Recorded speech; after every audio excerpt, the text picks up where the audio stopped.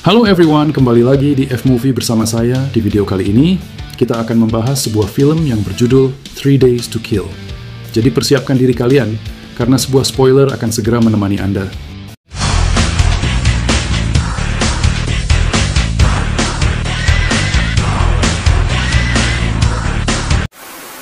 Film dimulai di markas CIA di Langley. Seorang agen bernama Vivi digambarkan mendapat tugas untuk menghabisi dua pria yang mencoba menjual senjata ke teroris, termasuk seorang dari Albania. Vivi menanyakan tentang agen lapangan mereka, Ethan Renner.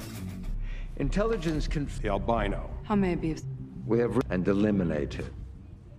Kemudian Ethan diperkenalkan di Paris, sedang bersiap menangkap orang Albania yang akan bertransaksi dengan orang Serbia. Setelah menghabisi para pembeli, ia menukar tas berisi kode rahasia dan hendak menyerahkannya ke tim dalam van.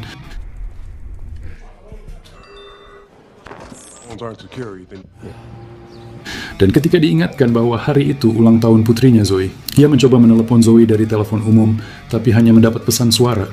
Di hotel, Yasmin, rekan Ethan, dikenali oleh si albino dan tampak dihabisi di dalam lift, yang mana di sini terjadi baku tembak antara pihak albino dan agen CIA.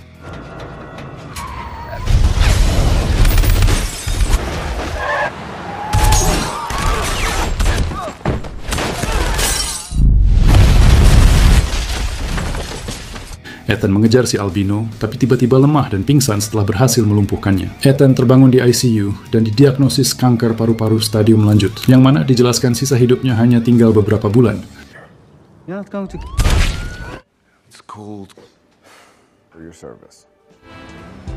Saat kembali ke apartemen, ia menemukan keluarga pengungsi tinggal di sana.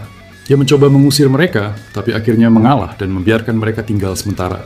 Ethan kemudian menelepon mantan istrinya, Tina, dan memintanya untuk bertemu. Mereka menandatangani surat wasiat dengan Ethan yang berjanji akan berhenti dari CIA agar bisa bertemu dengan Zoe.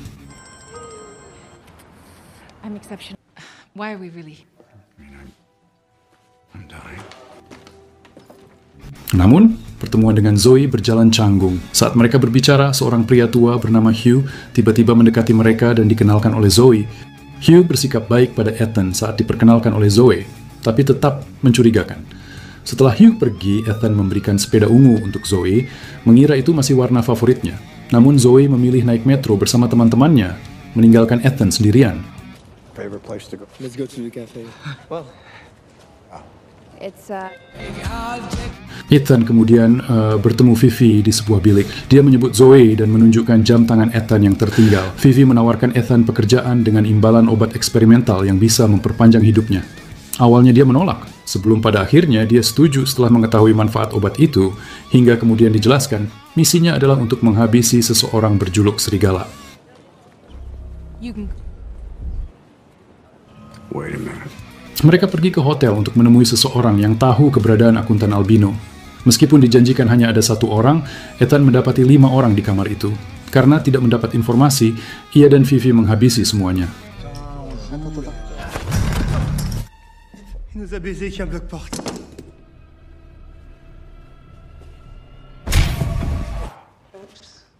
Now this. Goatee. Di dalam lift, Ethan menuntut bayaran $50.000 dan polis asuransi $1 juta untuk menyelesaikan tugasnya. Vivi setuju dan kemudian memberikan suntikan obat. Sementara di tempat lain, diperlihatkan si albino tampak sedang menyewa seorang pengkoid untuk menghabisi Ethan. Ethan lalu mengunjungi Zoe dan Tina, mendengar Zoe menangis. Dia merusak pintu hanya untuk mengetahui masalahnya, yang ternyata hanya soal potongan rambut. This looks terrible. Pet. No, I mean...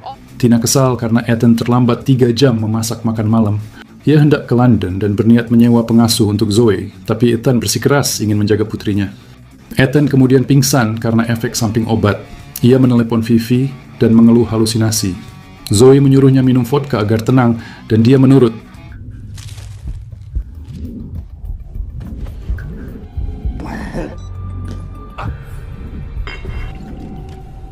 Keesokan harinya Tina pergi, dan Zoe muncul dengan wig merah. Dia melihat panggilan dari Vivi dan Ethan mengatakan itu dari bosnya.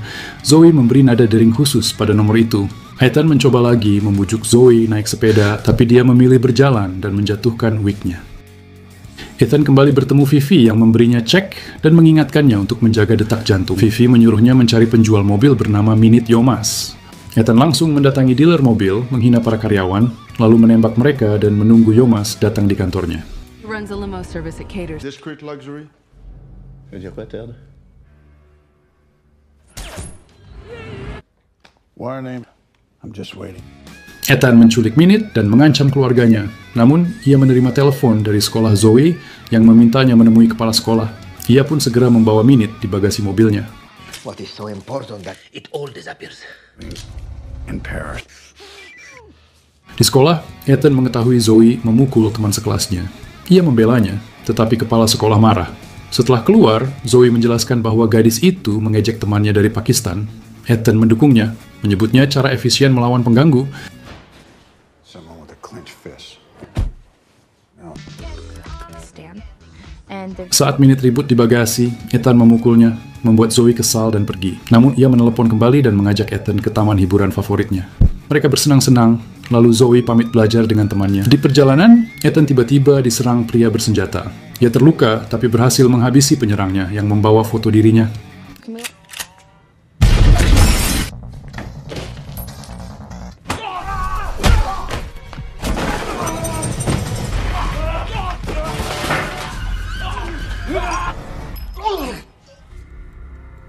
Khawatir akan Zoe, Ethan menemukan catatan dari temannya yang mengarah ke galeri tato.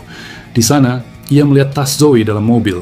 Petunjuk membawanya ke klub malam bernama Spider, tempat ia melihat Zoe minum bersama teman-temannya. Di sini ia pusing lagi dan kemudian menenangkan diri dengan sebuah vodka. Melihat 3 pria menggoda Zoe, Ethan menyerang mereka dengan brutal.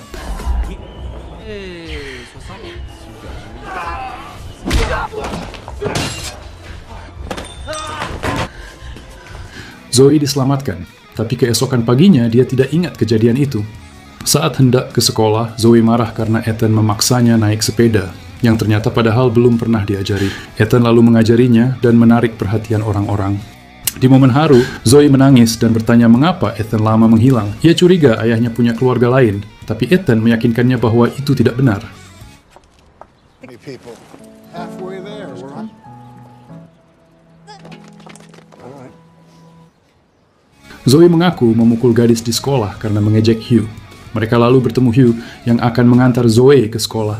Sementara itu, Ethan menemukan akuntan bernama Guido dan menembakkan granat gas air mata ke mobilnya. Ia menangkap Guido dan meledakkan van itu. You're right, me, Todd. Fine, asshole.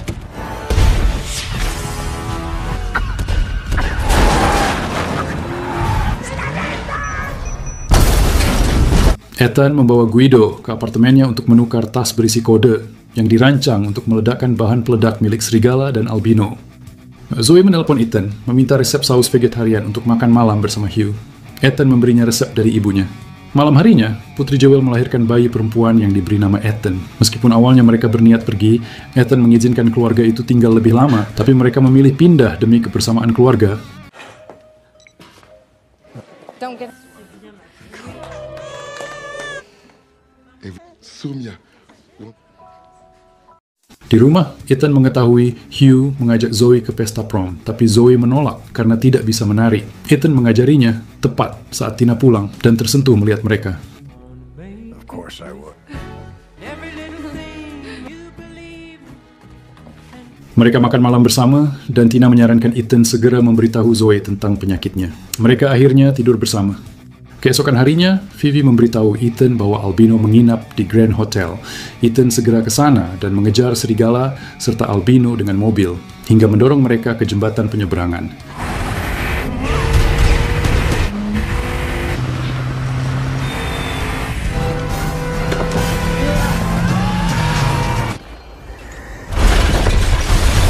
Keduanya lolos, dan Ethan melanjutkan pengejaran ke kereta bawah tanah. Di sana, Ethan mengalami mimisan dan hampir pingsan.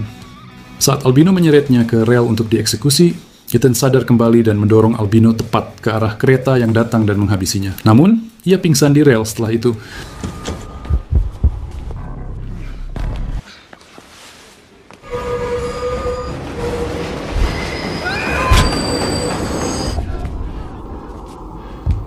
Ethan terbangun di rumah Vivi yang menggendongnya pulang. Vivi memperingatkannya soal serigala yang melarikan diri, tapi mengatakan eksperimen obatnya menunjukkan hasil positif. Ethan, Zoe, dan Tina menemui Hugh dan keluarganya.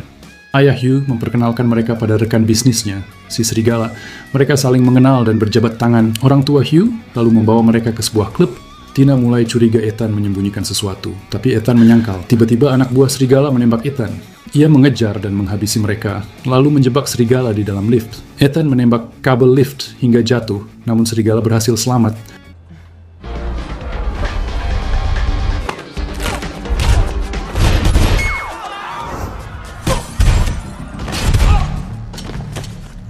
Saat bertemu kembali, Ethan merasa lemah dan tak sanggup menembaknya. Ia menjatuhkan pistolnya yang kemudian diambil serigala. Vivi datang dan mendorong pistol itu kembali ke Ethan, tapi Ethan menolak karena teringat Tina dan juga Zoe. Vivi pun akhirnya menembak sang serigala tersebut. Ethan.